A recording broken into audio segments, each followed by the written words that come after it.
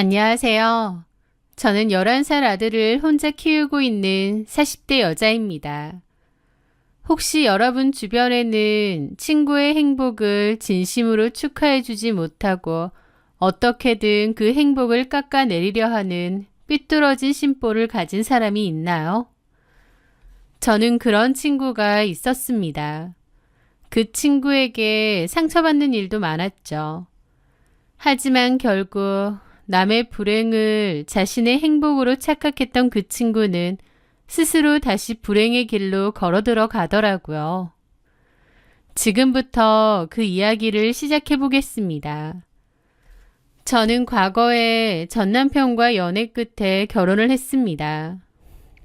남편은 대기업에 다니고 있었고 능력 좋고 성격도 남자다운 사람이었어요.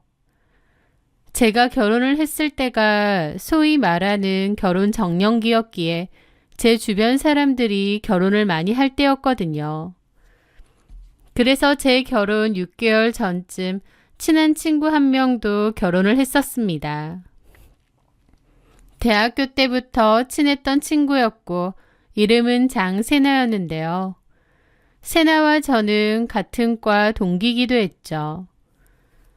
저는 대학 졸업 후 전공을 살려 회사에 취업했고 세나는 공무원 시험을 쳤습니다.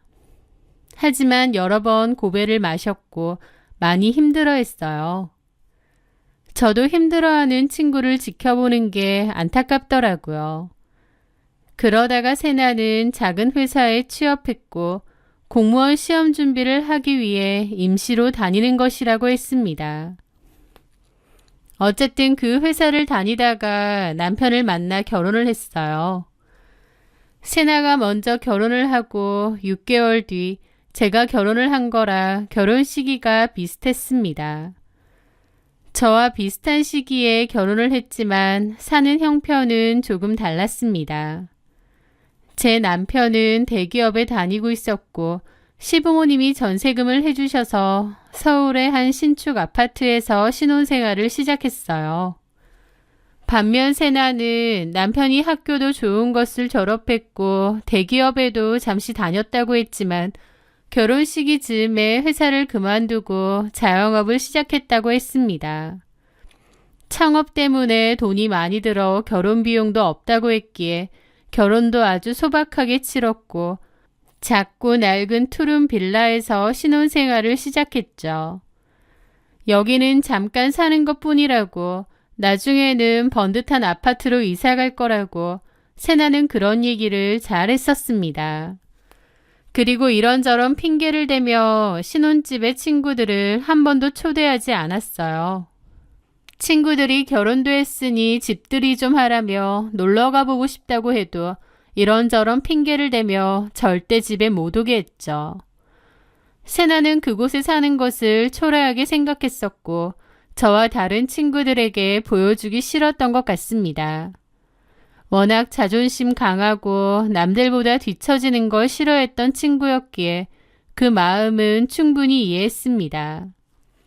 어쨌든 저는 6개월 뒤에 결혼을 하고 집들이 겸 친구들을 초대한 적이 있어요.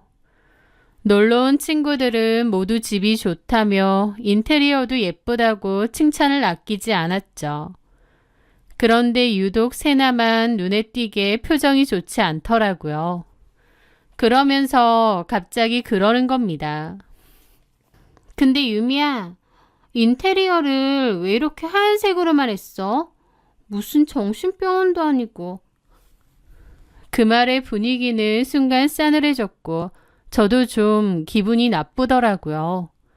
한 친구가 세나야 말이 좀 심하다. 집 예쁘기만 한데 라며 분위기를 수습하려 했는데 세나는 아랑곳하지 않고 어깨를 으쓱할 뿐이었습니다. 제 딴에는 신혼집이라고 깔끔하게 인테리어를 하고 신경 썼는데 저렇게 말하니 기분이 좋지는 않더라고요. 그런데 그게 시작이었습니다. 그 뒤로 세나는 자꾸 의도적으로 저를 깎아내리기 시작했거든요. 저보고 니네 남편 야근 많이 하던데 사실은 야근이 아니라 두 집 살림 하는 거 아니냐는 돈 없는 장난을 친다던가 시댁에서 받은 거 많으면 시댁 노예가 되는 거다라고 한다던가. 자기 남편은 단순한 월급쟁이에서 벗어나 본인만의 사업을 할 수 있는 사람이다. 나중에 내 남편이 훨씬 잘 될 거다라는 소리까지 하는 등 사사건건 저와 비교하며 저를 깎아내리고 자기가 더 낫다고 아등바등 외치는 것 같았죠. 세나의 그런 행동들은 당연히 저도 불쾌했고 기분 나빴습니다. 대학교 때는 꽤 친하게 잘 지냈던 친구였는데 결혼 후 그런 일들이 반복되면서 저희 사이는 조금씩 멀어졌습니다. 그러다가 결정적인 일은 저희 남편이 취미로 자전거를 타다가 차랑 부딪히면서 사고를 당했는데요. 공교롭게 친구들이랑 같이 있을 때 남편이 병원에 갔다는 전화를 받게 된 거죠. 전화를 받고 정말 많이 놀랐고 같이 있던 친구들도 몹시 놀랐습니다. 그중 세나가 유난히 호들갑을 떨었죠. 어머, 웬일이야. 자전거 타다가 사고 당하면 진짜 크게 다치잖아. 최소 중상일 텐데 어떡하니? 빨리 병원 가봐. 큰일 났다. 저도 놀란 마음으로 병원을 갔는데 다행히도 심각한 정도는 아니어서 깁스만 조금 하면 될 정도였습니다. 그 사이에도 친구들이 걱정하는 연락을 했고 저는 다행히도 그리 심각하진 않다고 얘기해 주었죠. 친구들도 그만하길 다행이라고 했는데요. 그런데 세나가 제 남편이 크게 다치지 않았다는 걸 알고 나서는 더 이상 아무 말도 하지 않는 겁니다. 사고가 났다고 했을 땐 그 누구보다 호들갑스럽게 난리 부렸는데 정작 남편이 괜찮다고 하니 더 이상 아무 말도 하지 않더라고요. 마치 제 남편이 크게 다치지 않은 게 실망스럽다는 것처럼요. 그게 참 사소한 일 같으면서도 기분이 너무 쎄한 겁니다. 그런 일들을 겪으며 조금씩 거리를 뒀던 것 같아요. 그런데 공교롭게도 세나와 저는 비슷한 시기에 아이도 가졌고 둘 다 아들을 낳았습니다. 그러던 와중에 세나네 남편이 하던 사업이 망했다는 소식을 전해 들었어요. 세나는 제 앞에서는 아무렇지 않은 척을 했습니다. 우리 남편 학교도 좋은 데 나왔고 똑똑한 사람이니까 사업 그까짓 거 망해도 얼마든지 다른 데 취업하면 그만이니까 걱정할 것 없어. 하면서요. 하지만 제 앞에서 했던 말과 달리 다른 친구들 앞에서는 이제 어떡하냐, 결혼 잘못했다고 하면서 울고불고 그랬다고 하더라고요. 다른 친구들한테는 허심탄회하게 얘기하면서도 저한테는 허세 부리듯 얘기하는 게 좀 섭섭하기도 했죠. 비슷한 시기에 결혼을 했고 세나 스스로는 저랑 비교하는 심리가 있다 보니 제 앞에서는 힘든 모습을 보이고 싶지 않은가 보다라고 생각했고 이해하려 했습니다. 그런데 거기까지만 했으면 저도 그냥 그러려니 했을 거예요. 문제는 다른 친구들에게 저에 대해서 안 좋게 얘기까지 하고 다니더군요. 정유미는 남편 잘 만나서 고생 한번 안 해보고 편하게 산다. 제가 운이 좋아서 저렇게 살지만 언제까지 저렇게 살겠느냐. 두고 봐라. 걔네 아들 걸음마도 늦고 말도 느린 것 같은데 문제 있는 것 같다. 우리 아들이 훨씬 낫다 등등 제 아들까지 까는 얘기도 하면서요. 친구들 앞에서 저를 깎아내리고 싶었던 것 같지만 오히려 친구들이 제게 말을 전해주었습니다. 유미야, 세나가 요즘 너한테 열등감을 엄청 느끼는 것 같아. 자꾸 너를 깎아내리듯이 얘기하는 거 있지? 세나도 왜 저러나 몰라. 그런 일들이 점차 쌓이면서 저는 세나와 아예 멀어지게 되었습니다. 제 불행을 기대하는 친구와 어떻게 전처럼 가깝게 지내겠나요?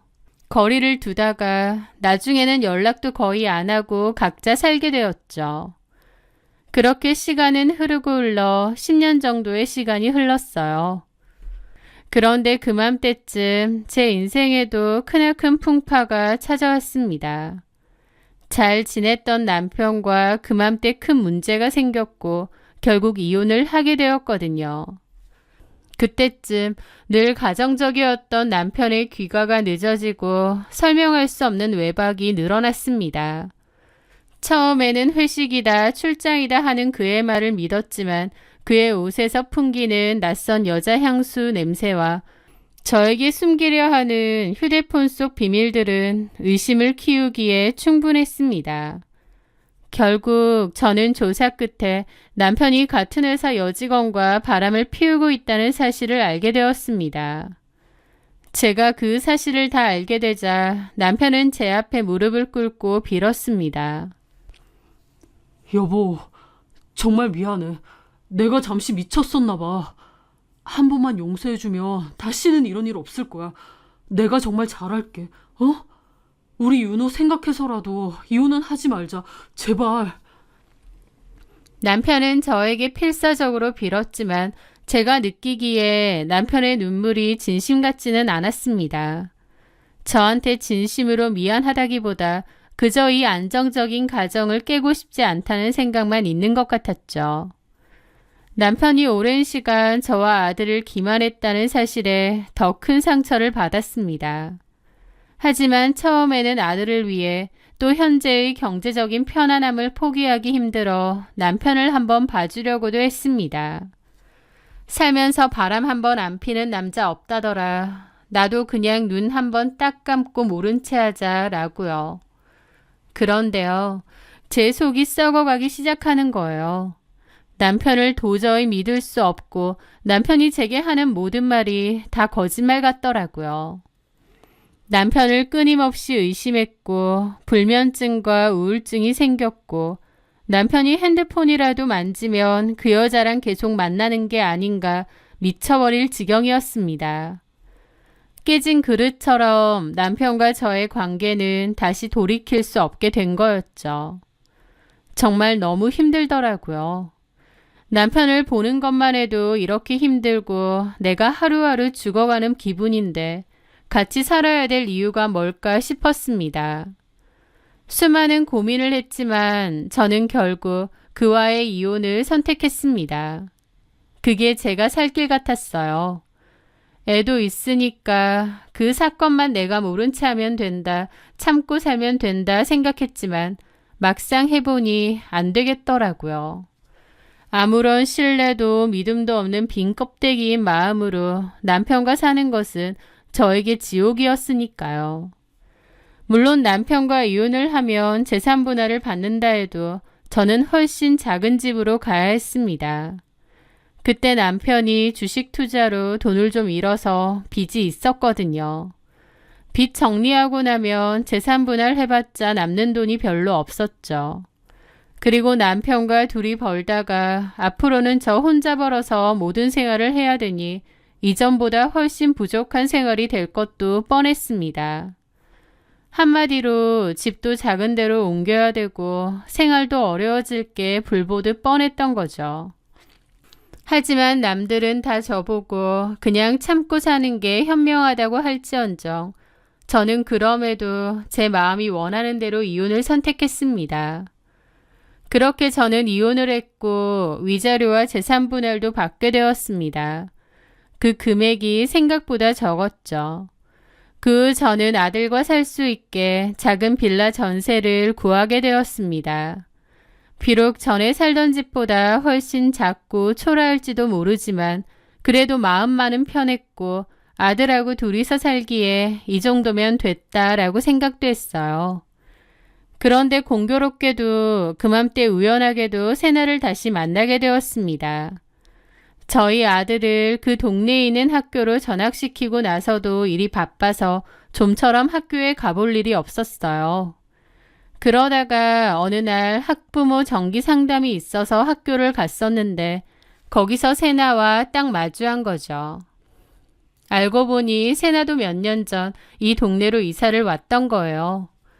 서로 연락을 잘 안 하고 살았더니 몰랐는데 운명의 장난처럼 거기서 다시 만나게 되었던 겁니다. 심지어 각자의 아들들이 같은 학교인 것도 모자라 같은 반이라는 것도 알게 되었습니다. 어떻게 이렇게 다시 만나는지 놀랍더라고요. 들어보니 같은 반이긴 해도 저희 아들 윤호와 세나 아들 민준이는 친한 사이는 아니라고 했습니다. 어쨌든 그렇게 다시 마주치고 나니 얘랑 나랑 참 신기한 인연이긴 하구나 싶었어요. 세나는 저보고 먼저 이야기했습니다. 이혼했다는 거 들었다고. 애 키우면서 혼자 사는 거냐고요. 아마 주변 다른 친구들을 통해 제 이야기를 전해 들었던 모양이었어요. 저는 그렇다고 했습니다. 세나는 저를 위로해 주더라고요. 그러면서 자기가 친구 아니냐며 이렇게 다시 보게 되었으니 앞으로 다시 잘 지내자고 했습니다. 그러면서 수시로 연락하고 저와 엄청 친하게 지내려고 하는 거예요. 그게 좋은 의도가 아니라는 건 얼마 지나지 않아서 바로 알게 되었어요. 저희 집도 찾아왔었는데 저희 집을 막 둘러보면서 묘하게 흡족스러운 표정을 짓더라고요. 저도 그냥 보고 모른 채 했지만 분명 느꼈습니다. 세나의 표정은 내가 이겼다라는 표정이었거든요. 세나는 저에게 자랑도 많이 늘어놓았습니다. 자기 남편은 지금은 한 외국계 기업에서 일하고 있다고. 그 회사가 워낙 탄탄한 회사인데다 연봉이 좋기로 유명한 곳이라서 자기 남편이 돈을 엄청 잘 번다고요. 저는 잘 됐다고 축하해 주었습니다. 잘 됐다 세나야. 고생 끝에 낙이 온다고 정말 축하해.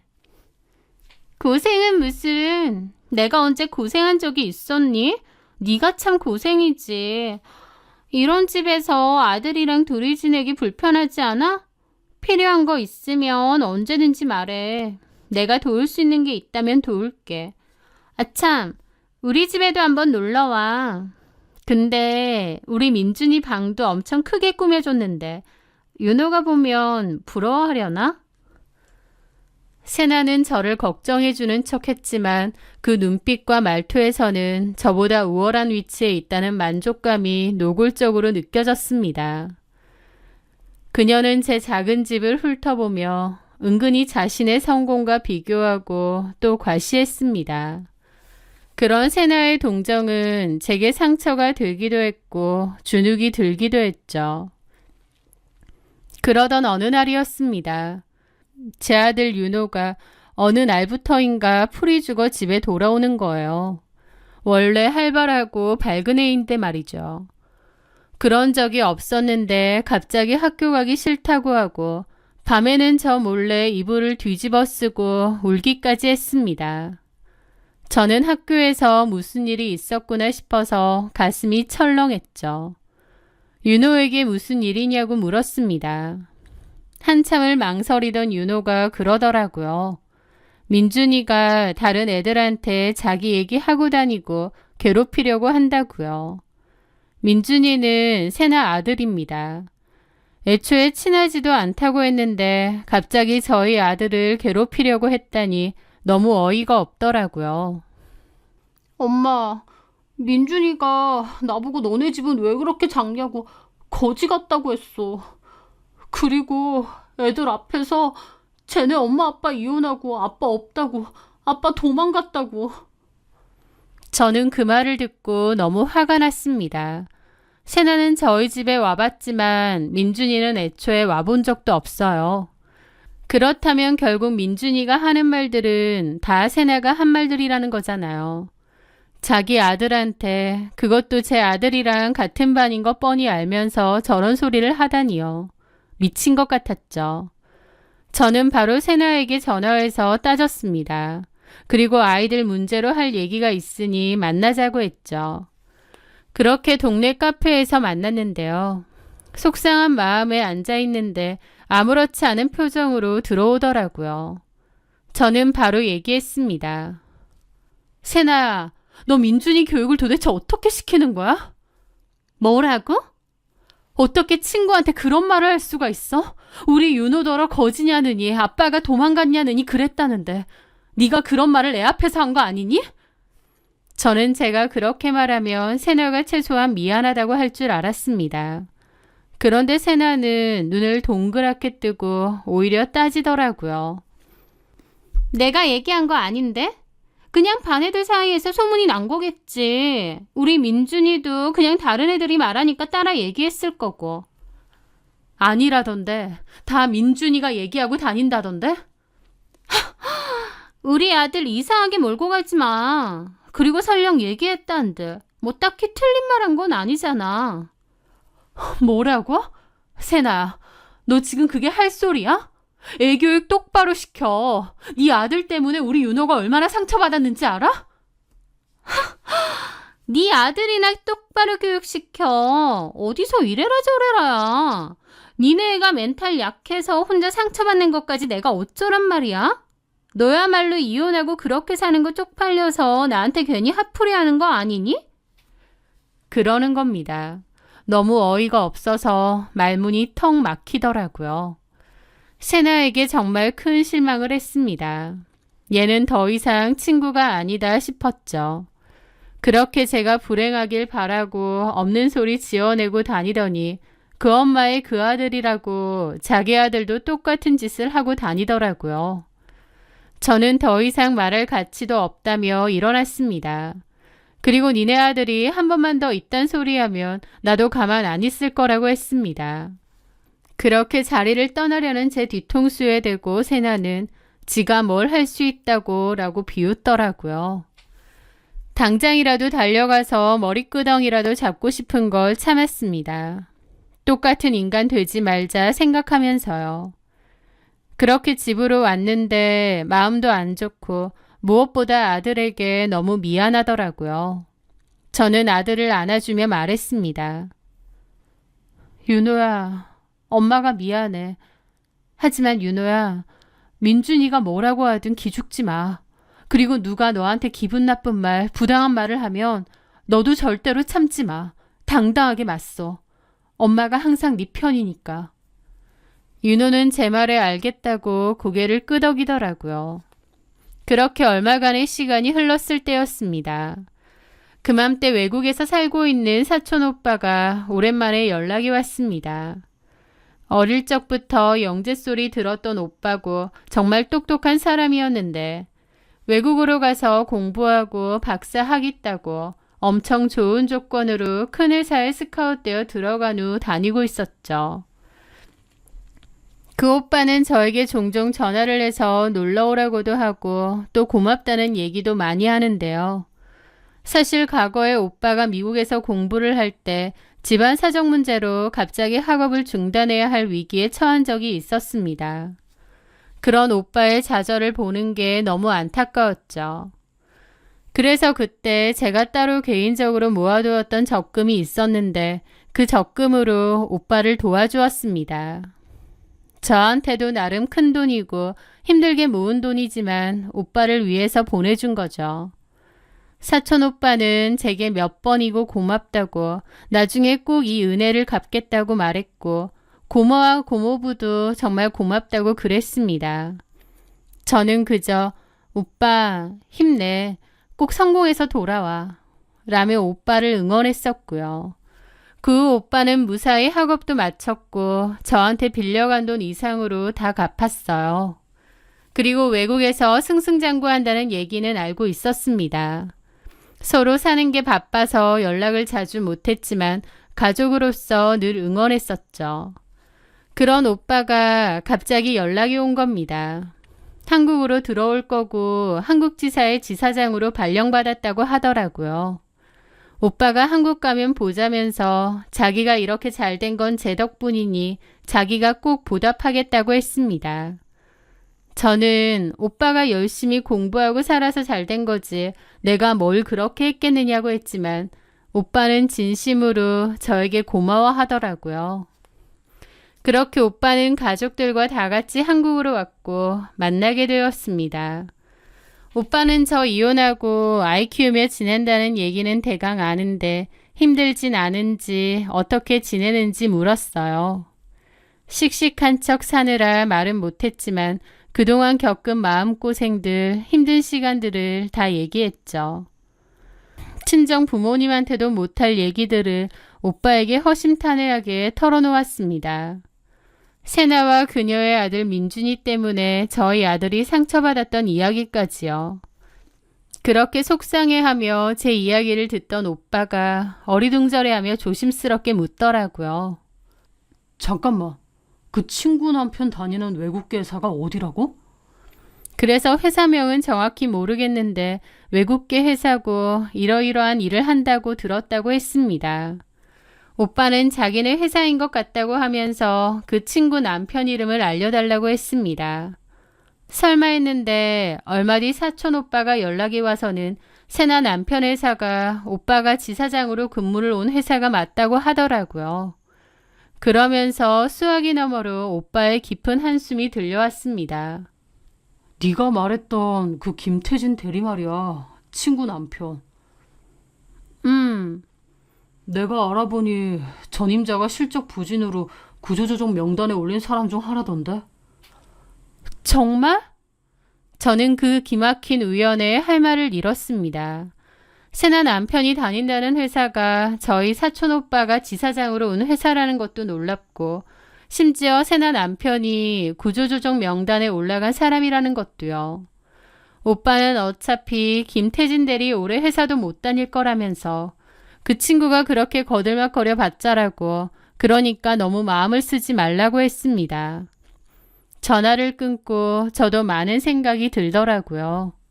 저 이혼했다고 또 작은 집 산다고 저랑 아들을 그렇게 무시하고 깔보고 괴롭혔던 세나. 자기 남편이 그런 상황인 걸 알까 싶더라고요. 그런데 얼마 뒤였습니다. 오빠가 해줄 얘기가 있다고 회사로 오라고 하더라고요. 저는 아이와 함께 오빠네 회사로 갔습니다. 그리고 로비 데스크에서 지사장님 보러 왔다고 얘기를 했죠. 로비 직원분이 연결을 하더니 지사장님이 지금 회의 중이라서 잠깐만 기다리시라고 하더라고요. 저는 알겠다고 하고 기다리고 있는데 그곳에서 기막힌 우연처럼 세나를 만났습니다. 어머! 야! 정유미! 날카로운 목소리에 놀라 돌아봤더니 세나더라고요. 저는 쳐다보고 놀랐죠. 네가 여기 웬일이니? 여기 우리 남편 회사야. 서류 전해줄 게 있어서 온 건데 너야말로 여긴 왜 왔는데? 나도 여기 만날 사람 있어서. 네가 여기서 만날 사람이 어딨어? 라면서 엄청 티껍게 묻더라고요. 이미 아들 일 때문에 서로 감정이 좋지 않았기에 저는 그냥 적당히 피하려 했습니다. 그런데 따지면서 시비를 걸더라고요. 야, 정유미, 너 나보고 내 아들 교육시키라고 그랬지? 그래놓고 네 아들은? 내 아들이 뭐? 너 못 들었니? 니네 아들이 우리 민준이 보고 지콩만 하고 뚱뚱한 게 까부냐고 애들 앞에서 개망신 줬다던데? 그러는 겁니다. 제가 저희 아들 보고 민준이가 또 그러면 참지 말라고 했는데 정말 참지 않고 한 소리 했나 보더라고요. 저는 오히려 잘했다 싶었습니다. 그랬대? 잘했네. 뭐라고? 잘했다고? 너 미쳤니? 아들이 친구한테 그런 말을 하면 혼내지는 못할 망정 잘했다고? 우리 아들 보고 아빠 도망갔다느니 작은 집 산다느니 놀린 너네 아들한테도 암소리 안 듣는데 내가 우리 아들한테 혼을 왜 내? 뭐라고? 야, 너 진짜 웃긴다. 그 말 때문에 우리 민준이가 얼마나 상처받았는 줄 알아? 그래서 제가 코웃음 치며 세나가 했던 말 그대로 해주었습니다. 뭐 상처까지 받아. 솔직히 틀린 말 한 것도 아니잖아. 니네 아들 키 너무 작고 뚱뚱하던데 니네 아들이 멘탈 약한 걸 나더러 어쩌라는 거야. 나한테 따지지 말고 아들 운동이나 좀 시켜. 그래야 키도 커지고 살도 빠지지. 뭐라고? 야, 너 말 다 했어? 하면서 당장이라도 달려들 듯 눈을 부라리는 겁니다. 오빠네 회사에서 행패 부리고 싶진 않지만 싸움을 걸어오면 저도 참지는 않을 생각이었어요. 그런데 그때 마침 세나 남편이 로비로 나오더라고요. 아, 빨리 갖다 달라니까 왜 이렇게 늦게 왔어? 벌써 회의 끝났는데. 전화 받자마자 온 거야. 아, 그러게 회의 자료도 안 들고 가래? 그러다가 세나는 자기 남편한테 이르듯이 말하더군요. 참, 그리고 얘가 윤호 엄마야. 우리 민준이더러 자꾸 뚱뚱하다고 놀렸던 그 윤호라는 애. 그 말에 세나 남편도 저를 노려보더라고요. 그러면서 이보세요. 아들 교육 똑바로 시키세요. 한부모 가정이라서 그런가 개념이 없네. 그러는 겁니다. 저도 그 말에 너무 열받아서 뒤지고 얻고 따지려고 했는데 바로 그 순간이었습니다. 김태진 씨, 언제 온 건지 사촌 오빠가 어느새 와서는 화가 단단히 난 얼굴로 쳐다보고 있더라고요. 세나 남편은 화들짝 놀라는 겁니다. 아, 지사장님. 저희 사촌 오빠는 모든 걸 다 들었는지 싸늘한 얼굴로 세나와 세나 남편을 쳐다보더라고요. 김태진 대리, 여기 회사입니다. 그런 거 구별 못해요? 회의 자료도 똑바로 안 들고 온 것도 기가 막힌데 로비에서 이게 무슨 소란입니까? 그 말에 세나 남편은 쩔쩔매더라고요. 그게 아니고요, 지사장님. 집안일이 좀 있어서. 이 여자가 저희 아들을 학교에서 괴롭히고 그랬던 여자라 저도 모르게 그만. 세나 남편은 그 와중에 일러 바치듯 저희 사촌 오빠에게 말하더라고요. 그러자 사촌 오빠가 화난 얼굴로 그랬죠. 당신 아들이 내 조카한테 먼저 한 짓은 상관없고? 예? 조카라니요? 그 말에 세나도 황당한 표정으로 저를 보더라고요. 유미, 내 사촌 동생입니다. 나한테는 친동생이라 다름없는. 내가 다 들었는데 김태진 씨 아들이 우리 조카더러 거지 같다느니 부모가 이혼했니? 그랬다면서? 그런 소리를 입 밖으로 내는 애는 집에서 가정교육을 어떻게 받았나 궁금했는데 그게 바로 김태진 씨였던 거네? 제 사촌 오빠는 세나 남편에게 아주 차갑게 말했습니다. 세나와 세나 남편은 놀라서 쩔쩔매더라고요. 그게 아니고요, 지사장님. 지사장님 조카인 줄은 전혀 몰랐습니다. 회사 지사장 조카인 줄 알았으면 안 그랬을 거고 아니면 그래도 된다는 뜻인가? 예? 아니, 그게 아니라... 사촌 오빠는 세나와 세나 남편을 한심하게 쳐다보고는 저한테 말했습니다. 유미야, 올라가서 얘기하자. 응, 오빠. 저는 얼굴이 뻘개져서 쩔쩔매는 세나와 세나 남편을 보고 오빠와 함께 올라갔습니다. 멀리서 보니 세나 남편이 세나더러 당신 때문에 지사장님한테 찍혔다고 어쩔 거냐고 짜증을 퍼붓고 있더라고요. 그날 지사장실에 올라가서 오빠가 제게 한 말은 놀라웠습니다. 오빠가 따로 보유하고 있던 아파트가 있었는데 그걸 저에게 살라고 하면서 줬거든요. 부담 가지지 말고 필요한 만큼 계속 살라고 하면서요. 저는 됐다고 거절을 했습니다. 이런 걸 제가 왜 받냐고요. 하지만 오빠는 전에 제가 쌈짓돈으로 도와준 덕분에 자기가 공부도 계속할 수 있었고 지금의 자리까지 오를 수도 있었던 거라면서 저한테 늘 고마웠다고 했습니다. 저는 돈도 다 갚지 않았냐고 거절을 했는데 오빠는 저보고 이걸 받아야 자기도 마음의 짐을 덜 수 있다고 했습니다. 제가 그렇게 큰 도움을 준 것도 아닌데 저한테 늘 고마움을 가지고 살았던 오빠에게 오히려 제가 더 고맙더라고요. 저는 오빠에게 고마움을 전하고 그 집으로 아들과 이사를 갔습니다. 사실 전에 살던 집이 다른 것보다 치안이 좀 안 좋아서 불안했었는데 오빠가 마련해준 집은 집 자체도 좋지만 치안도 좋고 주변 환경도 너무 좋더라고요. 저는 거기서 회사 다니며 행복하게 잘 살고 있습니다. 반면 세나 남편은 회사 안에서의 실적 부진으로 결국 정리해고를 당했다고 들었습니다. 세나는 제가 자기 남편을 잘리게 했다니 어째느니 하면서 친구들한테 말을 전했다는데 오히려 친구들이 제 두둔하면서 적당히 하라고 뭐라고 했대요.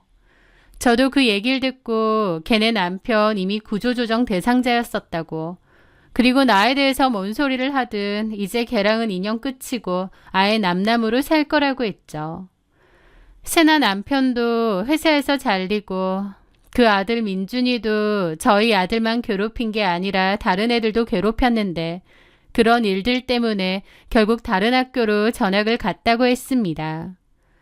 남의 불행을 자신의 행복으로 착각하고 저를 짓밟으며 우월감을 느끼려 했던 친구의 비참한 최후였습니다. 돌이켜보면 세나는 항상 저와의 비교를 통해 자신의 가치를 확인하려 했던 것 같습니다. 제가 잘 나갈 때는 시기심에 저를 깎아내렸고 제가 이혼 후 작은 집에서 힘들게 살 때는 갑자기 가장 친한 친구인 척 다가와 저를 내려다보며 자신의 우월감을 확인하고 위로받으려 했으니까요. 저는 그 길고 아픈 관계를 통해 깨달았습니다.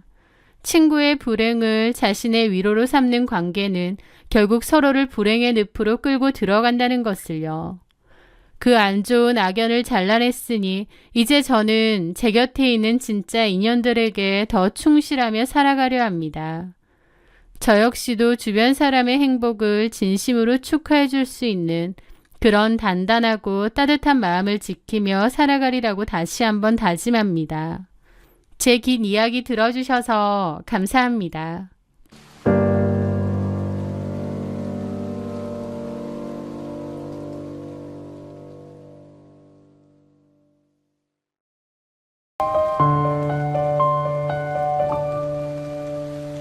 안녕하세요. 사연 많은 유튜브 채널 구독자 여러분. 저는 30년간의 지긋지긋한 결혼 생활을 마치고 황혼의 솔로가 되어 제2의 인생을 살고 있는 여성입니다. 제 이혼 사유는 간단했어요.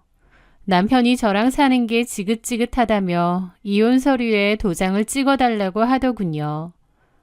저랑 사는 게 지긋지긋하다는데 그 얘기를 들은 저는 참 기막히고도 씁쓸한 웃음이 나왔죠. 저라고 그 긴 세월을 한 남자와 한 입을 덮고 살면서 실증이 안 났겠나요? 오히려 제가 더 힘들었죠. 저 역시도 마음속으로는 이혼하고 싶었던 적이 여러 번 있었지만 부모님 때문에, 자식 때문에, 또 경제력 때문에 참고 버텨왔던 거죠. 말이 30년이지 다시는 돌아오지 않을 제 꽃 같은 청춘이자 인생이기도 하잖아요. 그 귀한 시간을 이기적이고 못돼 처먹은 남편놈과 염치 없는 시댁 식구들을 위해 바친 것도 억울한데 누가 누구한테 지겹니 많이 하면서 이혼 소리를 꺼내나요? 기가 막힌 상황인 거죠. 그래서 이 인간이 원하는 대로는 이혼은 절대 안 해주려고 버틸까 생각했는데요. 어느 날 옷장을 열고 헌옷들을 정리하다가 그런 생각이 문득 들더군요. 더 이상 마음에 안 들고 놔둬도 입지도 않을 것 같은 옷인데 이 옷을 또 놔둔다 한들 내가 다시 꺼내 입을까? 살 때 들인 돈 아깝다 생각해서 놔두니까 자리 차지만 쓸데없이 하는구나. 차라리 안 입는다 싶을 땐 그냥 버리는 게 맞지 않나? 라는 생각이요. 저는 그날 옷을 정리하다 그만두고 소파에 앉아 한참이나 많은 생각을 했습니다. 제 지난 결혼 생활에 대해서 또 이혼을 요구하는 남편에 대해서도 이런저런 생각을 했던 것 같아요. 그리고 결론을 내렸습니다. 그래, 어차피 마음 뜬 남편 붙잡고 살아봐야 어디다 쓰나. 볼 때마다 한숨만 나오고 스트레스만 받을 텐데 아니다 싶을 때 싹 내다 버리자라고요. 그래서 저도 이혼을 해주겠다고 마음을 먹었는데 그런데 남편이란 인간은 끝까지 지저분하게 나오지 뭐예요. 얼마나 열받던지 없던 정까지도 다 떨어지더라고요. 하지만 저는 아주 멋지게 그리고 통쾌하게 남편놈에게 한 방 먹이고 이혼을 했습니다. 그 이야기에 대해서 오늘 여러분에게 들려드리려 합니다. 생각해보면 제가 마음에도 없던 남자와 결혼하게 된 건 다 제 친정 아버지 때문이었습니다. 남편을 제 짝으로 이어준 사람이 저희 아버지셨거든요. 아버지가 원했던 사윗감의 조건은 돈도 직업도 아닌 오직 건강이었어요. 저희 부모님께는 자식이 저만 있었는데요. 제 위로 그리고 제 밑으로도 엄마가 한 번 임신을 하셨다가 유산을 하셨었거든요.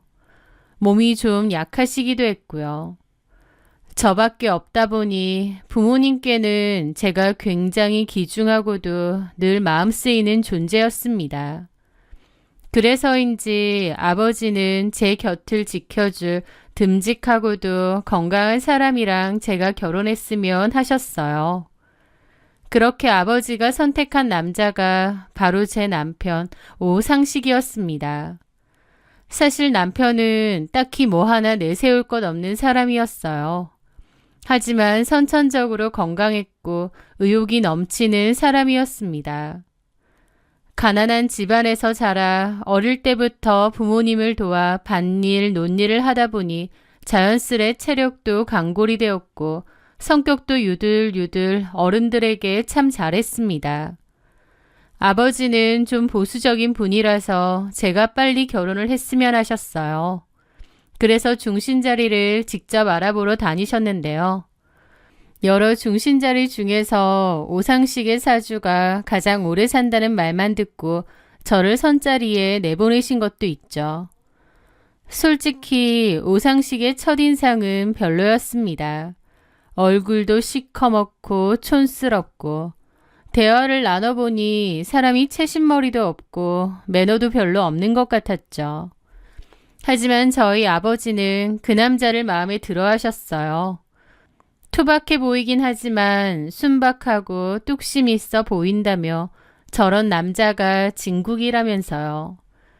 그리고 아버지는 회사를 운영하셨는데 딸인 저한테 경영을 가르쳐 주기보다 믿을 만한 사위를 얻어 일을 가르쳐 주고 싶어 하셨습니다. 그런 점에서 의욕 넘치고 대릴 사이도 자처하는 오상식이 딱이었죠. 저희 아버지는 결혼을 밀어붙이셨고 저는 결국 대학교 3학년 가을 오상식과 결혼식을 올린 겁니다. 오상식은 그야말로 맨몸으로 장가를 들었습니다. 저희 아버지는 저희가 살 집은 물론 남편의 차까지 새로 뽑아주셨거든요. 그리고 아버지는 운영하시던 식품회사로 오상식을 데려와 일을 가르치기 시작하셨어요. 솔직히 남편 역시도 저희 부모님께 잘하기는 했습니다. 특히 아버지를 정말 잘 따랐어요. 싹싹하고 성격 좋게 굴었고 저희 아버지를 장인어른이 아닌 친아버지처럼 모시고 살갑게 굴었으니까요. 장인어른, 저랑 사우나 한번 가시죠. 제가 등 싹 밀어드리겠습니다. 자네 덕에 내가 아주 호강을 하네. 아들이 없어서 좀 서운했는데 그래도 든든한 사이가 있으니 얼마나 좋은지 몰라. 넉살 좋은 남편은 연세 많으신 부모님 옆에서 입안을 혀처럼 굴며 점수를 땄습니다. 그도 그럴 것이 쥐뿔도 없는 남편 데려다가 결혼시켜주고 일까지 가르쳐주고 회사에서 한 자리까지 줬으니 오상식 입장에선 저희 아버지가 은인 아니었겠나요? 그런데 남편이 저희 집에서 사랑을 듬뿍 받았던 것과 달리 저는 시댁에서 찬밥 신세였습니다. 잘 사는 친정 눈치를 보느라 대놓고 말은 못하지만 아들을 처가에 뺏겼다는 생각에 저를 못마땅해 하셨던 거죠. 아들이 좋은 집에 장가 잘 갔다고 생각하시는 게 아니라 아들을 뺏겼다고 생각하시는 거예요. 그중 저보다 한 살이 많았던 신우가 유독 저를 괴롭혔습니다. 옳긴 좋겠다. 돈 몇 푼에 남편이 아니라 종을 하나 얻었으니. 우리 오빠는 그 집 사위가 아니라 완전 종놈인 것 같아. 아가씨, 무슨 그런 말을 하세요. 그럼 내 말이 틀렸어? 우리 부모님도 진짜 속상해 하셔. 장남 데리고 가서 대릴사회 시키고 종노릇 시킨다고. 처음엔 그냥 좋게 좋게 넘겼는데 자꾸 툭 하면 오상식 데려다가 종노릇 어쩌고 하는데 저도 기분 나쁘더라고요. 저희 부모님도 남편에게 정말 잘해주고 남편도 본인이 원해서 저랑 결혼한 건데 자꾸 종노릇이 어쩌고 하는 게 꼭 자격지심 같았습니다. 그래서 듣다 못한 저도 참지 않고 그랬죠. 그럼 아가씨 말대로라면 상식 씨가 저희 집 종이라는 건데 그럼 아가씨랑 아버님 어머님은 뭐가 되겠어요? 종놈 가족이면 다들 종 아니겠어요? 제 말에 신우 입이 뜨악하더라고요. 지금 말 다 했어? 아가씨가 자꾸 종이 어쩌고 하니까 저도 듣다 말씀드리는 겁니다. 제 딴에는 참다가 그렇게 말한 건데 신우는 그 일로 뒤집어져서 시부모님께 그대로 일러 바쳤죠.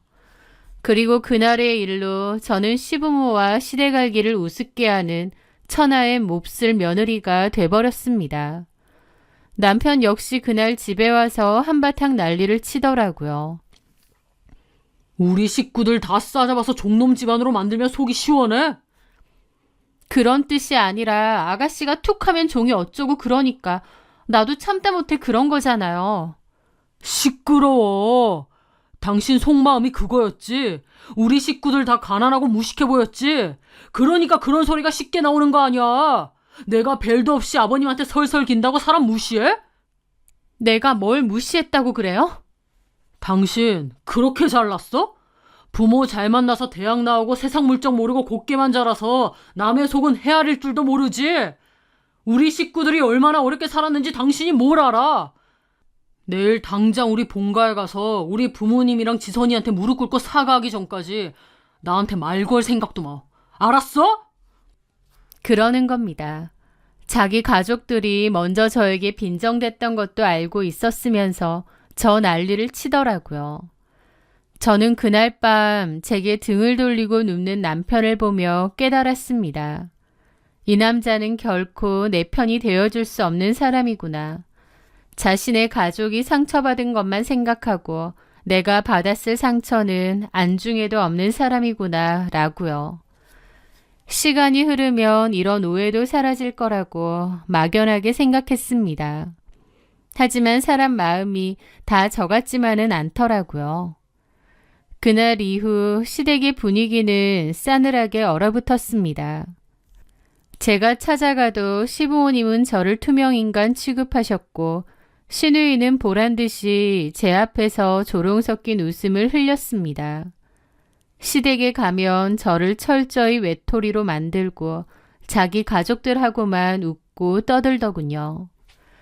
그런 일들을 기점으로 남편과 제 사이도 많이 소원해졌습니다. 하지만 남편은 여전히 저희 부모님께 잘했기에 결혼 생활 자체는 큰 문제가 없었어요. 그런데 결혼 생활도 20년이 가까이 됐을 무렵 그 후 저희 아버지가 돌아가셨습니다. 그리고 아버지가 눈을 감으시자마자 남편은 그동안 쓰고 있던 가면을 벗어던지고 완전히 다른 사람으로 변해버렸습니다. 아버지의 장례식장 조문객들 앞에서 남편은 세상에서 가장 슬픈 사위인 척 연기를 했는데 아버지 장례식이 끝나자마자 표정이 싹 변해서 아버지 회사를 자기 것 마냥 생각하고 행세하기 시작하더라고요. 아, 김 부장. 그래 나야. 이제부터 회사 일은 전부 나한테 먼저 보고하도록 해. 서류 결제 라인도 싹 바꾸고. 그 모습을 보며 저는 온몸의 피가 차갑게 식는 것을 느꼈습니다. 아버지가 돌아가시면서 아버지의 회사와 자리가 자기 수중에 들어왔다고 생각했겠죠. 이제 그를 막을 사람은 아무도 없다고 그렇게 생각했을 겁니다. 무서울 게 없었던 거예요. 그리고 그때부터 남편의 태도는 노골적으로 변했습니다. 저희 아버지한테 그렇게 싹싹하게 굴고 문지방이 닳도록 드나들던 제 친정에는 명절에도 온갖 핑계를 대며 발길부터 끊더라고요. 여보, 명절에 우리 집에도 가자. 엄마 혼자 적적하실 텐데 당신 보고 싶어 하시기도 하고. 아, 당신 혼자 다녀오면 되지. 나 회사에 일이 산더미라서 마지막 날은 출근해야 돼. 그런 시기였습니다. 심지어 저희 엄마가 유방암으로 수술을 했을 때도 그는 문병 한번 오지 않을 정도였어요. 제가 전화를 걸자 그는 짜증 섞인 목소리로 소리치더라고요. 왜? 여보, 엄마가 당신 많이 보고 싶어 하시는데 오늘 저녁에 잠깐이라도 들르면 안 될까? 내일 수술이라 불안해하셔. 아, 내가 무슨 자식도 아닌데 나를 왜 그렇게 보고 싶어 하시는데? 아, 나 본다고 뭐 달라져? 내가 의사야? 간호사야? 아, 병원에 의사도 있고 간호사도 있는데 바쁜 사람한테 오라 마라 그러셔. 여보, 아무리 그래도 엄마가 암이고 수술 앞두고 당신 얼굴 한번 보고 싶다는데. 요즘 의술 좋아서 유방암 정도는 병도 아니라고 하더라. 나 지금 회사 일로 너무 바쁘니까 일단 끊어. 장모님한테는 알아서 잘 말씀드리고. 그러면서 끊을 때 혼잣말로 별것도 아닌 것 같고 귀찮게 해. 그러더라고요. 전화가 끊어지고 저는 한동안 멍하니 있어야만 했습니다. 저희 아버지가 살아계실 때만 해도 남편은 저희 엄마께도 정말 잘했습니다. 자기가 툭 하면 먼저 전화해서 안부 묻고 저랑 같이 안 가도 혼자서도 처갓집 찾아가서 저희 엄마랑 얘기도 하고 밥도 얻어먹고 그랬거든요. 자식보다 더 자식처럼 살갑게 굴었던 게 저희 남편이었습니다. 그러던 남편은 아버지가 돌아가신 후로 아예 딴 사람처럼 완전히 달라져 버렸습니다. 장모님 손맛이 최고라며 밥 2공기를 뚝딱 비우고 장모님이 주시면 물도 맛있다며 아양을 떨던 그 남자는 이제 세상에 없었습니다. 사람이 이렇게까지 달라질 수 있나 싶을 정도로 남편은 변했죠. 아버지가 돌아가시기 전까지 우리 부모님께 또 나에게 잘했던 그 모습은 뭐였을까? 철저히 본인 필요와 이용가치에 의해서 연기를 했던 걸까? 그런 생각이 들면 기가 막히더라고요. 아버지가 돌아가신 후 남편에게는 오직 욕망과 이기심만 남아 있었습니다.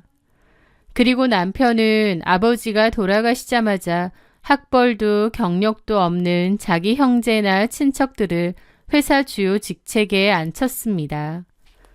회사는 남편의 사람들로 가득 찼고 경영은 엉망이 되었죠. 아버지의 오랜 신복들은 결국 회사를 나가셨고 저희 아버지 회사는 저희 남편이 완전히 차지하게 되었죠. 저도 그런 남편의 행동이 너무 이해가 안 되고 가슴이 답답할 때가 많았지만 어쩌겠나요. 결혼한 남편이고 자식들도 키우고 있고 마음에 안 들어도 그냥 삭히고 살 수밖에 없다고 생각했습니다. 저희 엄마도 저희 남편의 행동에 섭섭함을 떠나서 분노도 많이 느끼신 것 같지만 그래도 사위라고 손주들의 아빠라고 생각해서 참고 넘어가셨던 것 같아요. 그렇게 세월은 흐르고 흘렀습니다. 남편의 이기적이고 욕심 많은 모습에 질릴 때도 많았지만 그냥 저 사람은 저런가 보다 참고 살았죠. 결혼 생활 오래 한 부부 중에 배우자가 여전히 너무 좋고 사랑스러워서 결혼 생활을 유지하는 부부가 얼마나 되겠나요? 대개는 마음에 안 드는 부분이 있어도 어쩔 수 없이 또 그러려니 넘기고 사는 거죠. 저도 그랬고요. 그런데 그런 남편이 저에게 제대로 뒤통수를 치는 일이 생겼습니다. 자식들까지 모두 결혼시키고 난 어느 날이었어요. 그맘때 엄마의 건강이 많이 안 좋아져서 병원에 장기 입원을 하셨고 저는 엄마 병 간호차, 집보다는 엄마 병원에 더 자주 가게 되었습니다. 그런데 하루는 아들의 부탁으로 손녀딸을 유치원에서 데리고 집으로 왔고 집에서 밥 준비를 하고 있을 때였어요. 갑자기 남편이 거실 소파에 앉아 저를 기다리고 있더군요. 그리고는 제 앞으로 서류 봉투 하나를 툭 던졌습니다. 이게 뭐예요? 묻지 말고 일단 열어봐. 보면 알 거 아니야. 퉁명스럽게 말하는 남편을 보니 좋은 내용이 담긴 건 아닌 것 같았어요. 저는 어리둥절한 기분으로 그 서류를 열어봤는데 그 서류 봉투 안에는 참으로 어이없는 서류가 하나 들어있더라고요. 바로 이혼 서류였죠. 남편은 이미 자신의 칸에 필요한 내용을 다 적고 도장까지 다 찍어 놓았더군요. 내 건 다 썼으니까 당신 것만 써서 나한테 줘. 접수는 내가 직접 할 테니까. 이혼 서류? 다 늙어서 이제 와서 이혼을 하자고? 이렇게 뜬금없이? 뜬금없긴. 난 아주 오래전부터 생각했던 거야. 이젠 당신이란 사람이랑 한 공간에서 숨 쉬는 것조차 아주 지긋지긋하거든. 그의 입에서 나온 지긋지긋하다라는 말에 지난 30년의 세월이 주마등처럼 스쳐 지나갔습니다. 그러는 저는 뭐 대단히 결혼 생활이 행복하고 꿈만 같았나요? 오히려 저야말로 이 남자와의 결혼 생활에서 상처도 많이 받고 지긋지긋할 때가 많았죠. 하지만 이제 와서 이혼이라니 너무 황당한 상황이었습니다.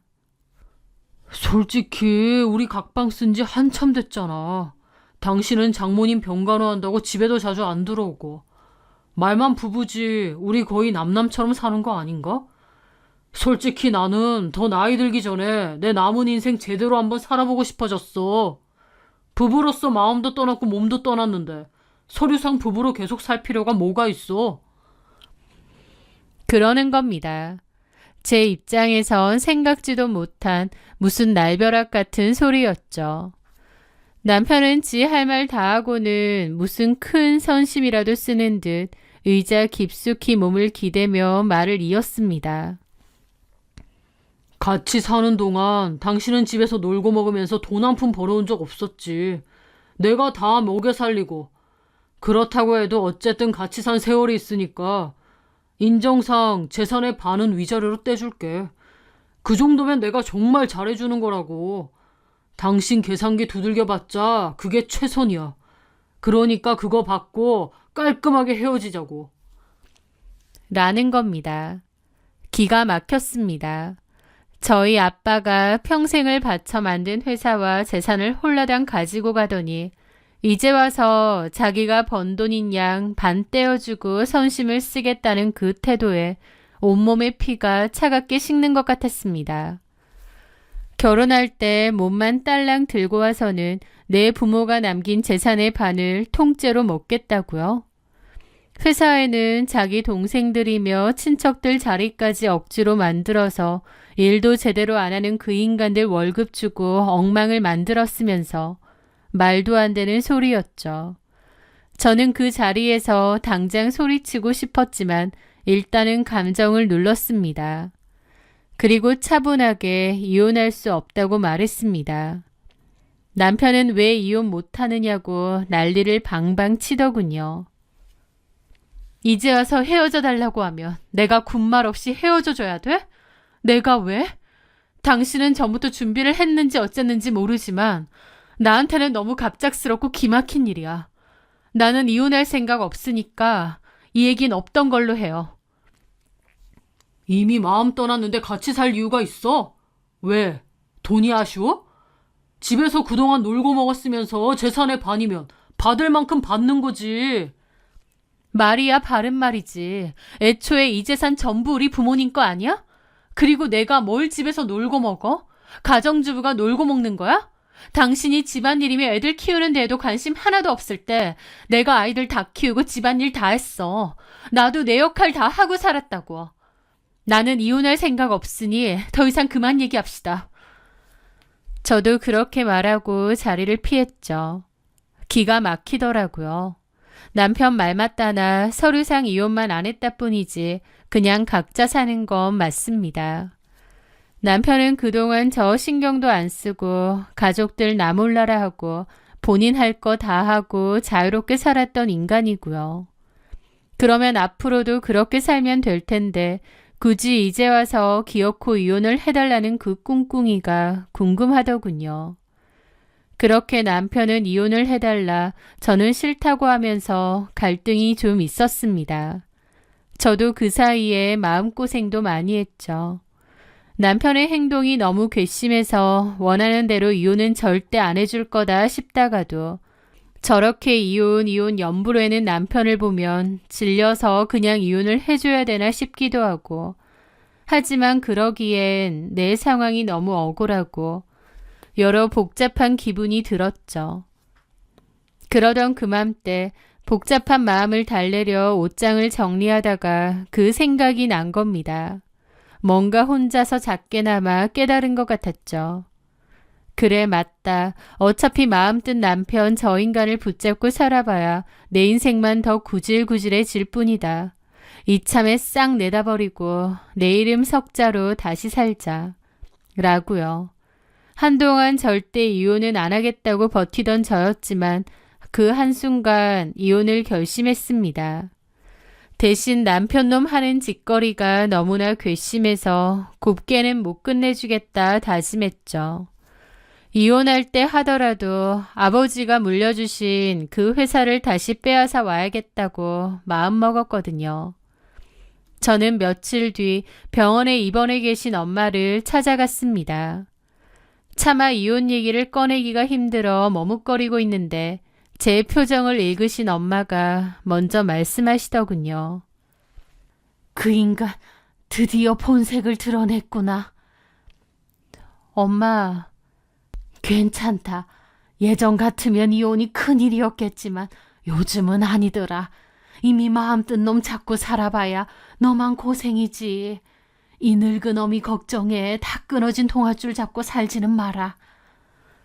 엄마는 담담하게 말씀하셨지만 저는 그 목소리에 담긴 실망과 분노를 느낄 수 있었습니다.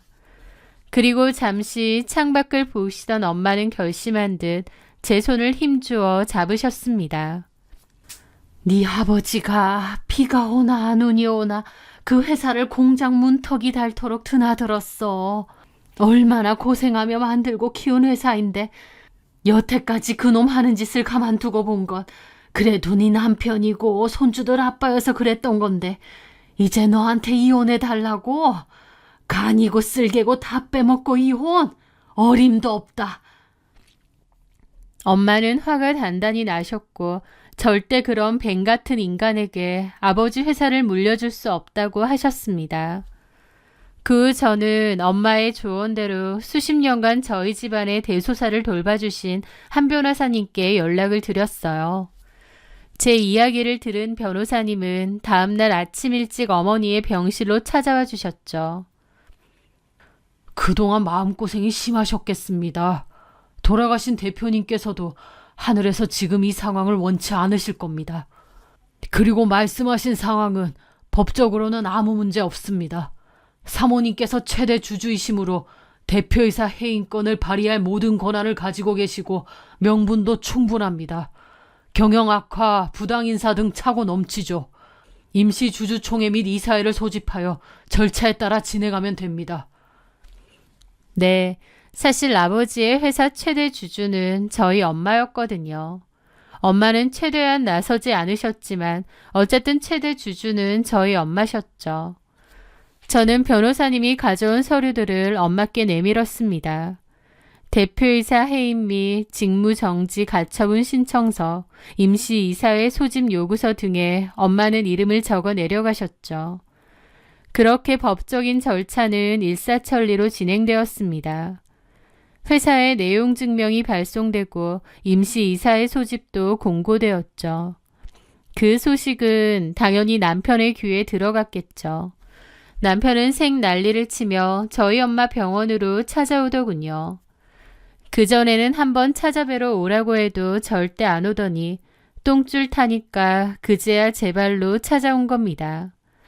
복도에서 달려오는 남편과 마주쳤죠. 이게 다 무슨 짓이야? 누구 맘대로 날 잘라? 이건 내 회사야. 당신이 뭔데 이사회를 열어? 내가 이혼하자고 했다고 다 늙은 장모님 구슬려서 뭘 어쩌자는 거야. 이 회사는 내 회사야. 당신 아버지가 여기서 손 놓은 지가 언젠데. 이제 여긴 내 회사라고. 남편은 생 난리를 쳤고 저는 단호히 말했습니다. 그게 왜 당신 회사야? 우리 아버지께서 돌아가실 때 엄마 앞으로 지분을 상속하고 가신 엄연히 우리 엄마 소유의 회사야. 그거 당신도 모르는 거 아니잖아. 당신 말 맞다나 내가 집에서 살림만 한다고 아무것도 모르는 줄 알았어? 우리 엄마가 가만히 있으니까 당신 마음대로 해도 되는 줄 알았냐고. 당신이 누구보다 더 잘 알잖아. 그동안 우리 엄마 동의하에 당신은 그저 월급 받는 월급 사장이었다는 거. 우리 엄마가 판단해서 당신이 대표 이상의 경영 능력이 현저히 떨어진다고 생각했기 때문에 긴급 이사회를 통해 당신을 해임하시기로 결정하신 거야. 이건 합법적인 경영권 행사고 마음에 안 들면 소송을 걸던가. 남편은 서류와 제 얼굴을 번갈아 보며 씩씩거리기만 할 뿐 말을 잇지 못했습니다. 지분이 저희 엄마한테 있었어도 자기가 실질적인 사장이라고 거드름 피우고 다녔는데 막상 실체를 까보면 본인은 아무것도 아니라는 걸 여실히 깨달은 모양이었죠. 장모님 아프시다고 병원 한번 와보랄 땐 죽어도 안 오더니 이런 날에는 한 걸음에 오네. 참, 당신이란 인간 정말 답도 없다. 이제 볼일 끝났으면 나가. 병원에서 행패 부리다가 쫓겨나지 말고. 남편은 한동안 그 자리에서 저를 잡아먹을 듯이 노려보다가 결국 아무 말도 못하고 씩씩거리며 돌아갔습니다. 저는 그가 나간 뒤에도 한동안 떨리는 다리를 애써 진정시켜야 했습니다. 그 뒤로 남편이 당장 법으로든 뭐든 수를 쓸 줄 알았는데 예상치 못하게 조용히 그 결정을 받아들이고 물러난다고 하더라고요. 그런데 아무리 생각해도 뭔가 이상한 겁니다. 저 인간이 순순히 회사를 포기할 사람이 아닌데 별말 없이 물러나는 게 찜찜했죠. 심지어 퇴직금의 절반만 받겠다는 조건까지 군말 없이 받아들이는 게 아무래도 이상했어요. 무언가 다른 믿는 구석이 있는 사람처럼요. 그 풀리지 않던 의문은 며칠 뒤 아주 뜻밖의 장소에서 풀렸습니다. 주말을 맞아 아들네와 손녀딸이 집에 놀러 왔는데 다 같이 거실에 앉아 과일을 깎아 먹던 중이었어요. 손녀딸이 제게 총총 다가와 물었습니다. 할머니, 나 할아버지 제주도 농장에서 말 타기로 한 건 언제 가요? 할아버지 제주도 농장? 네, 할아버지 제주도에 농장 있다고 했잖아요. 저는 어리둥절해서 물었죠. 시온아, 할아버지가 제주도에 농장이랑 말이 있다고 하셨어? 네, 저번에 할아버지 핸드폰에서 봤는데 제주도에 엄청 큰 집이랑 귤나무도 엄청 많은 농장이랑 하얀 말도 있던데요. 할아버지가 나중에 저한테 준다고 했어요. 그 순간 온몸에 소름이 돋았습니다. 지난 몇 년간 툭하면 제주도 출장을 핑계로 집을 비우던 남편의 모습이 퍼즐 조각처럼 맞춰지기 시작했습니다. 회사가 어렵다며 직원들 월급을 깎는 와중에도 그의 제주도 출장은 단 한 번도 걸은 적이 없었죠. 제가 우스갯소리로 제주도에 꿀단지라도 숨겨뒀냐고 물으면 일 때문에 어쩔 수 없이 가는 거다라며 짜증을 내던 남편의 모습도 떠올랐습니다. 저는 곧바로 아버지 때부터 저희 집안일을 봐주시던 변호사님께 연락했고 국내 최고의 기업 전문 탐정업체를 소개받았습니다. 비용은 얼마가 들어도 좋으니 남편과 그 형제들의 모든 재산을 샅샅이 추적해달라고 의뢰했죠. 동시에 아버지의 신복이었던 직원분들께도 연락을 드렸습니다. 이미 퇴직하신 분들이었지만 제 연락에 한 걸음에 달려와 주셨죠. 저희 집 거실에 모여 앉아 그분들이 먼지 쌓인 옛날 장부들을 펼쳐놓기 시작했습니다. 사모님, 저희가 회사 있을 때부터 이상한 점이 한두 가지가 아니었습니다. 자재비가 실제보다 늘 부풀려져 있었고 실체도 없는 유령 컨설팅 비용이 매달 거액으로 빠져나갔거든요. 저희가 막아보려고 했지만 격리가에 전부 자기 동생들이랑 조카를 심어놔서 어쩔 수가 없었습니다. 그리고 며칠 뒤 탐정업체로부터 보고서가 도착했습니다. 보고서를 펼쳐보는 제 손이 떨렸습니다. 아니나 다를까 제주도에 엄청난 땅과 건물들이 있더군요. 서귀포에 위치한 수만 평의 감귤농장, 애월의 고급 타운하우스, 그리고 한림에 위치한 작은 승마장까지 전부 시동생과 시누이, 그리고 그들의 자식들 명의로 되어 있었습니다. 사들인 시점을 따져보니 저희 회사가 기울어지기 시작하던 때와 정확히 일치했습니다. 직원분들이 가져온 장부에 돈이 빠져나간 날짜와 그들이 부동산을 사들인 날짜가 소름 끼치도록 맞아떨어진 겁니다. 회사 격리과에 자기 동생을 앉혀놓고 지난 10년간 야금야금 회사 돈을 빼돌려 제주도에 자신만의 왕국을 건설하고 있었던 겁니다. 이렇게 완벽한 도피처와 재산을 숨겨놨으니 껍데기만 남은 회사도 쉽게 내놓고 퇴직금도 절반이나 내놓겠다고 큰 소리를 쳤던 거였죠. 저는 이혼 서류에 사인을 해주기에 앞서 남편과 시동생 시누이를 업무상 횡령 및 배임 혐의로 먼저 고소했습니다. 이 멍청한 인간들은 회사 돈을 옮기면서도 하도 흔적을 많이 남겨놔서 증거를 찾는 건 식은 죽 먹기더군요. 결국 한몫 단단히 챙기고 제2의 인생을 즐기려던 남편의 꿈은 산산조각이 났습니다. 그동안 빼돌린 수십억의 돈을 몽땅 회사에 토해내게 되었고 저와의 이혼으로 퇴직금까지도 절반을 내어주게 되었습니다. 거기에 남편과 시누이, 시동생은 횡령죄로 나란히 벌금형과 실형을 선고받았고요.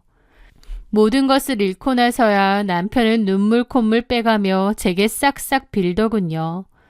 재판이 끝나고 법원 앞에서 그는 제 바지가랑이를 붙잡고 무릎을 꿇었습니다. 여보, 내가 정말 죽을 죄를 지었다. 그래도 우리가 함께한 30년 세월이 있잖아. 장인어른 살아생전에 내가 얼마나 잘했어. 그것만은 당신도 인정하잖아. 제발 애들 생각해서라도 적당히 합의하고 선처해줘. 나를 위해서 그래달라는 게 아니야. 우리 아들, 딸 생각해서 그래달라는 거야. 자식들 다 시집장가 갔는데 사돈댁들에서 어떻게 생각하겠어. 제발 소송 좀 취하하고 선처 좀 해줘. 내가 이렇게 부탁할게. 저는 차갑게 그의 손을 뿌리치고 남편의 눈을 똑바로 보며 말했습니다. 헛소리하고 있네. 누가 누굴 걱정해? 우리 애들 당신 같은 인간 아버지로도 생각 안 해. 당신한테 가족은 처음부터 끝까지 당신 부모랑 형제들 뿐이었잖아. 우리 애들도 그거 다 알아. 자식들 생각을 조금이라도 했다면 당신 인생을 그따위로 살면 안 됐지. 저는 앞에서 싹싹 비는 남편을 비웃으며 말했습니다. 가진 거라곤 몸뚱이 하나밖에 없는 거 우리 부모님이 좋게 생각해서 거둬줬더니 이런 배은망덕한 짓을 해놓고 선처를 바래? 웃기지 마. 네 놈은 벽에 똥 칠할 때까지 오늘 일을 후회하면서 살아. 그게 남편과 저의 마지막 대화였던 것 같습니다. 그렇게 남편과 이혼한 저는 아버지 회사를 물려받아 현재까지 운영하고 있습니다. 남편에게 되찾은 돈으로 다시 회사를 살릴 수 있었거든요. 아버지의 오랜 신복이었던 직원분들이 다시 회사로 돌아와 저를 도와주셨고 저는 밤낮으로 일하며 다시 아버지의 회사가 전처럼 잘 될 수 있게 노력하고 있습니다. 그리고 오랫동안 병원 신세까지 지셨던 어머니는 다행히 건강을 많이 회복하셨고 지금은 저와 함께 살며 저의 가장 든든한 버팀목이 되어주고 계십니다. 돌아가신 저희 아버지는 제 곁을 지켜줄 명이 긴 남자를 원하셨지만 결국 제 인생을 지켜낸 건 제 자신이었습니다.